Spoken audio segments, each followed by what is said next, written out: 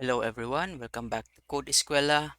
And so we have another episode where we do another coding challenge. And so for this one, we'll be doing another build your own land load balancer. Okay. So uh, if you missed some of my other episodes wherein I do a coding challenge, this one is what I'm referring to is from codingchallenges.fyi. So in this website, you have so many different challenges that you can do, and for one right now is what we're going to do is this one, build your own load balancer. So that's the goal of this challenge. And so just a quick uh, uh, getting to know what a load balancer is. And so I've pulled up this resource from Cloudflare that shows what a load balancing is or does. So basically, when you do a request, for example, if you navigate to a website, that request would go to so maybe a specific server, and then from there the server would just reply with whatever is being requested of it. So mostly like HTML pages, and yeah.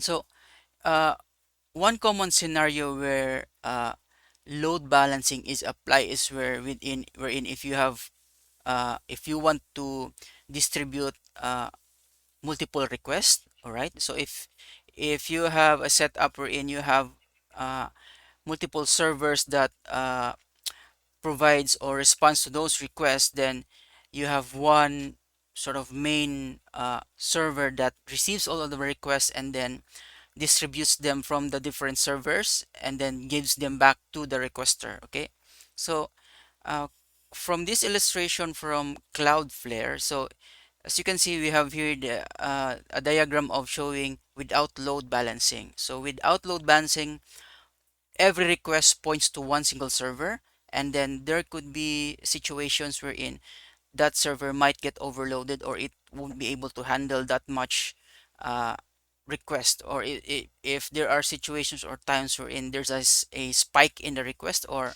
suddenly the a lot of users would request a specific site, and then yeah, there's a tendency where that server alone would end up having trouble trying to cater all those requests. And so yeah, with load balancing, what happens is that there's this sort of like a middleman between the users and the servers behind that request. So there's this sort of middleman that uh, accepts all the requests and then distributes the requests from the different servers. So depending on the load or the number of requests that is being uh, taken, then it could be that it gets distributed so to only one server if there's not much requests at all, or if there are suddenly 1,000 requests, then those requests would get served by multiple servers behind the scenes or behind this load balancing server. Okay, so that's basically what a load balancer does behind the scenes. So going back to this challenge, so the point of for the step one, or the goal, was to create a simple HTTP server that would listen for requests. And so as you can see here on step one, it's quite very simple. So create a server that would listen for requests or connections. So let's head back to the code that I did for this one, for step one. Okay, so uh, here I've added a simple illustration wherein what happens to the uh, request and response cycle. So coming from the client or the user, it would go to the load balancer, and then the load balancer would send or forward those requests to whatever server is available, and then it goes back to the load balancer, and then from the load balancer goes back to the client. Okay, so that's how the whole cycle flows. So now with this one, uh, before initially starting this, I was looking for options. So I would be lying to you if I didn't look through the internet or even ask whatever AI agent stuff is. But basically, I ended up with two options. One would be the TCP listener, and the other would be HTTP listener. So the thing is that with TCP listener, it was quite low level, so quite I didn't go through that route because it would be like so much trouble just trying to set up a simple HTTP server just to uh, satisfy our step one goal. So with HTTP listener, so it's like a wrapper on top of the TCP listener class that would allow you to receive HTTP request.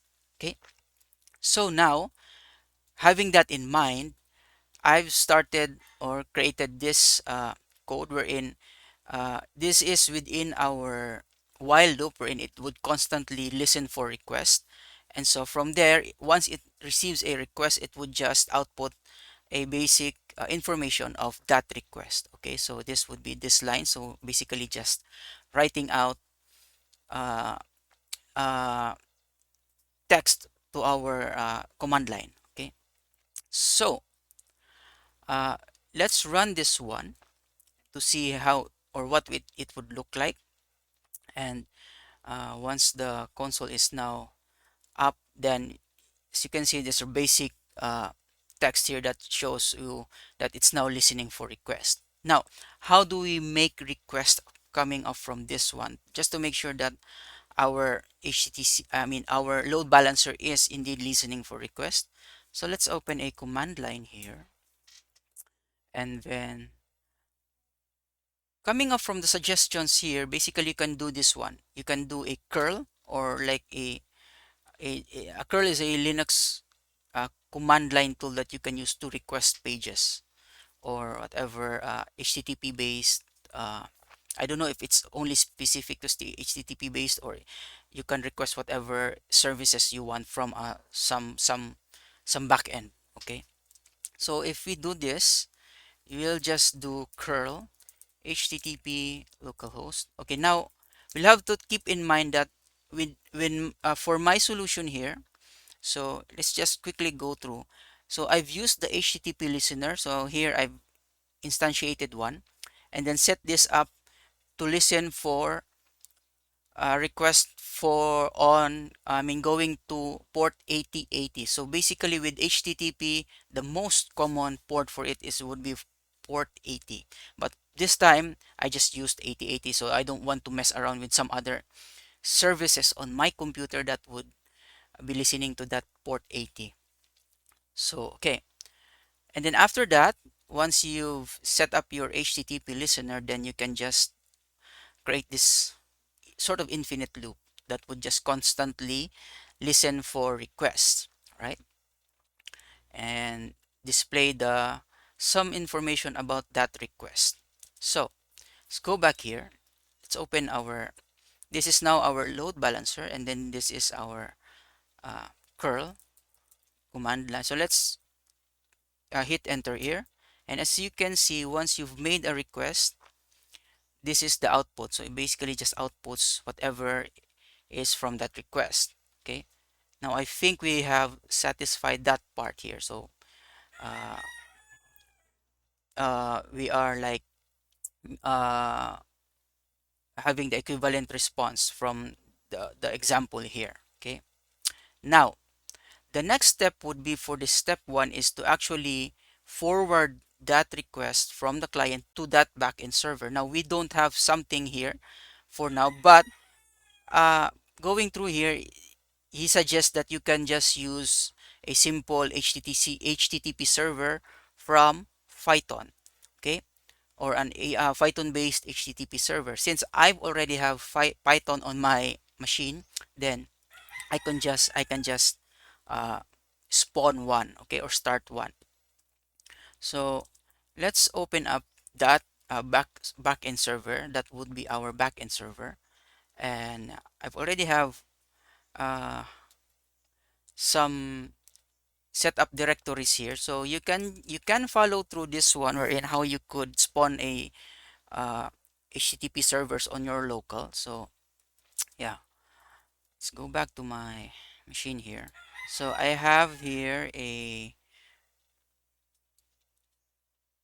folder wherein I've dropped in all of the directories that would serve as sort of your backend services. Okay, so here in this folder, let's minimize, or let's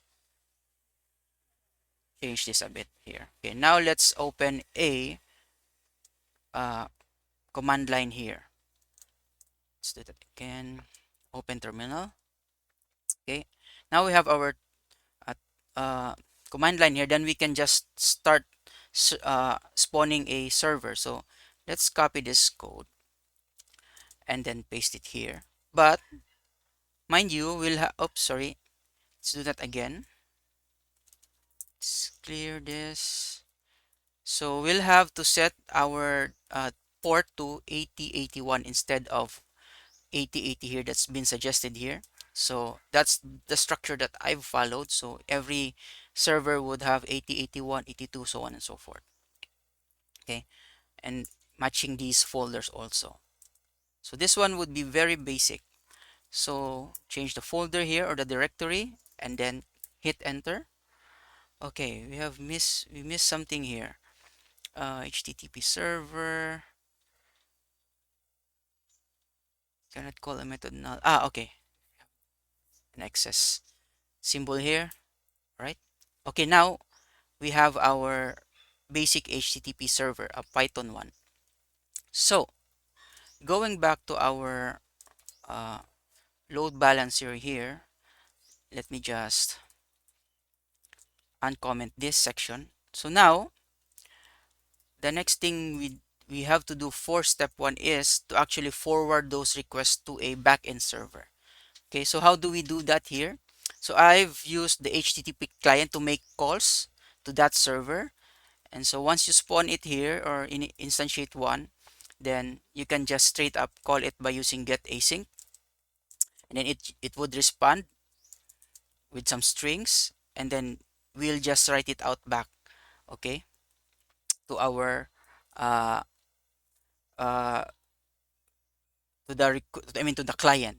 Go back, forward it back to the client, okay? So now we have our server here, our backend server one, and then our let's run our load balancer again. Okay, let's go back here. Okay, now we can make a request, but before that we can, or let's try out if indeed our Python server here can respond to request. So you can just do again the curl localhost. It's running on port 8081. As you can see, you have uh, it responded with some HTML code, okay, or text. So hello from web server running at on port 8081, and then the server itself did respond with that it was receiving a request. Okay, now let's go back here. Let's clear this one up. Now let's make a request to our load balancer. So if we hit enter, so you can see coming up from our load balancer is the actual response from our backend server. Okay, it's the same stuff. So we're just forwarding requests from our load balancer to our backend server and back to our client. Okay, which is here. All right. So now that we've done step two, let's move on to sorry. Now we've done step one. It's time to move to step two. Okay. So with step two, this is where you have your uh, sort of the actual goal wherein you want to create the distribution of the request or the actual load balancing stuff. Okay, so it was suggested here that you do a round robin. It would be the most or the simplest form of static load balancing. Okay, so what happens here is that depending on how many servers you have, each request would be distributed from, for example, here, an illustration here is, yeah, let's say you have three servers, A, B, and C. So for each incoming request, it would go to A, the next one would be to B, the next would be C, and then any subsequent requests would again go through the following, I mean, same path, A to B and to C, and so on and so forth. Okay, that's quite simple enough. So every time you do handle a request, you push it to the next available server. Okay, all right. So let's go back to our load balancer here. I'll just pull up the uh, my commits here. So going to step 2. All right. So with step 2,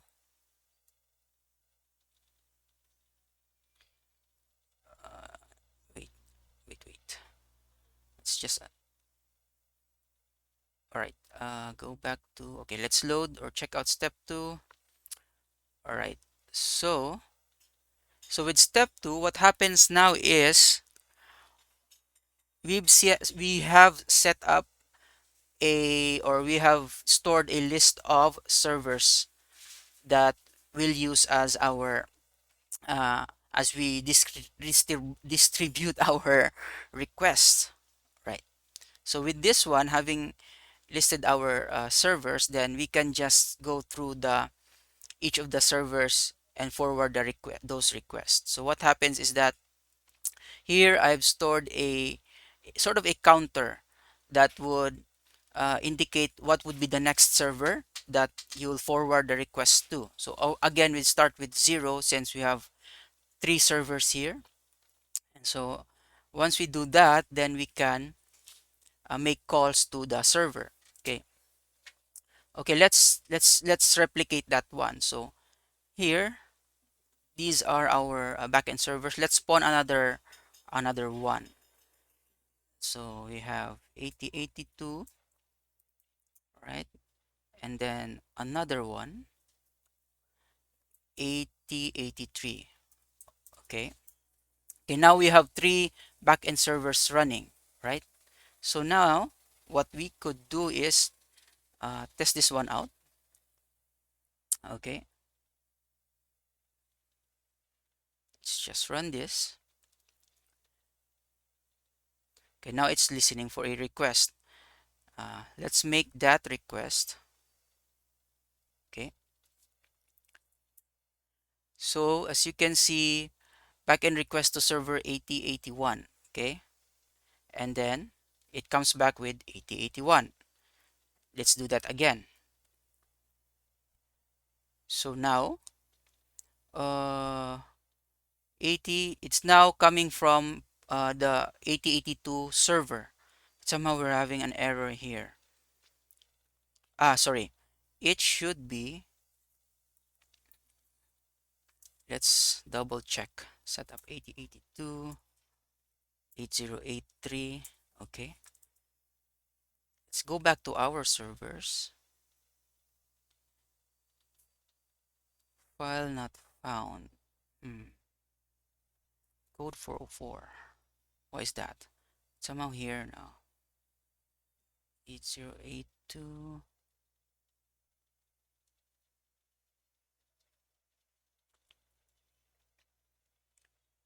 Okay, something seems to be wrong here. But anyways, as you can see, uh, the point is that our requests are being distributed to the different servers. Let's try this again. And now it comes back from server 8083. So if we do this again, it will just shuffle through each of that server. So you have 8080, 81, 82, and 83 again. Okay, it shuffles through each of the uh, servers, the next available server, then it handles the request, and then once another request comes in, then the next server would handle that. Okay, and so given that quite simple solution of handling our round robin approach to the load balancing. All right, so I'm not quite sure why we're having issues here. We're in code 404 not found, but this one is not.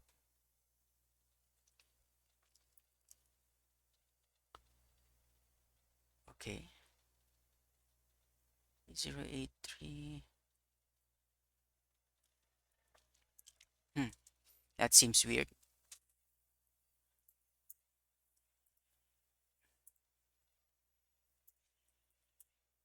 083 server. All right. Anyways, it's just yeah, I think we still have proven that yeah, our round robin approach does work. Okay. So that was for step 2. Now for step 3, the step 3 would be just like an additional thing to do that you can do here, but it says that the goal for step 3 is to have a health check. So what happens with health check is that you have this separate service that runs in the background that checks if the backend servers are up or available. Okay, so if it isn't, then it gets removed from the list of backend servers, and then the those would be limited. The request now would be limited to those only available servers. But if that server does get available again or is online or up, then it gets added back to the list of servers. So let's go through that. Uh, Step 3, okay? All right, let's check this one out. Yes. Okay. So here I've created a separate method that would store our, or that would become our health checker, sort of. So with this one, my approach was uh, using a timer. So this timer was, or comes from threading timer namespace. So if you look at this timer definition, it comes from the system.threading one. So I think there's some other approach or some other uh, types of timer, but I so far this would be the most ideal for this scenario. Okay, so let's go through here. So this one, uh, the server would just constantly run. So I think I've set this as it would run every 5 seconds. Okay, would run every 5 seconds, and so for that, it would check each of the servers. Okay, so if the request to a server comes in successful, then it gets added back to our server list. But if it fails or it gets some other response or fail status, then it would get removed from our backend server list. Okay, all right. And so with that one, it now shares the list of backend servers globally. I think for now, I know this shouldn't be an ideal one, but I think what another option would be to add it to some database, wherein that database would be the source of truth for the available backend servers. Okay, so this one, I had a separate active backend server URLs list here that I used to uh, add and remove servers from. Okay, so now let's try running this one, and let's hope and check. Okay, now it keeps running here. So checking. Okay, okay. So 8081 is it's functioning fine. So let's go back here and check if we are getting requests, but somehow here I don't know why it's health check HTML not found. Hmm. So let's stop this one. Okay, let's stop this one also. Now the only active server here would be one server request. Now if we do make a request here, let's clear this one up, then it would just come up from that only one server that's available. Okay, do that again. It only comes from 8081. Okay, as you can see. Let's what is happening here? Ah, I think I'm on the wrong directory. CD. Ah, I think I see the problem now. Okay, let's close this one. Let's try and duplicate this. This should be the correct folder. Okay, so we have spawn 8082. Okay, now it should. Okay, now as you can see, you have 8082 responding here as one of the active servers. Okay, 8081 and 82. Now if we do make a request, it would cycle through 80, 81, and 82. Okay, 82. See, now it's coming or serving request from 8082. Okay, yeah, and then from 8081 again, let's do that again. 82, 82 here, and again 81. Now it cycles to those two available servers. Now if we add again another server, okay, what was 8083? All right, now we have three available servers. So now the the check or the health check would indicate that you have three available servers here, right? So you can see here, active servers now would be three. Now the the request would cycle through those three servers. Okay, let's do that. 8082, then 8083, again back to 8081. Okay, now uh, it seems that our health checker is working fine on the background, constantly checking for the availability of our backend servers, while the balancer does cycle through each of the different servers. Okay, so yeah, I think that satisfies our goal for this challenge. And so yeah, there are some suggested additional or things that you can do uh, further than step 3. So like read the keep alive stuff, so add some logging, and you can also do automated tests, right? So some sort of an integration test. Okay, and so I think yeah, this could be something that you can do maybe on your own, just to see if yeah you're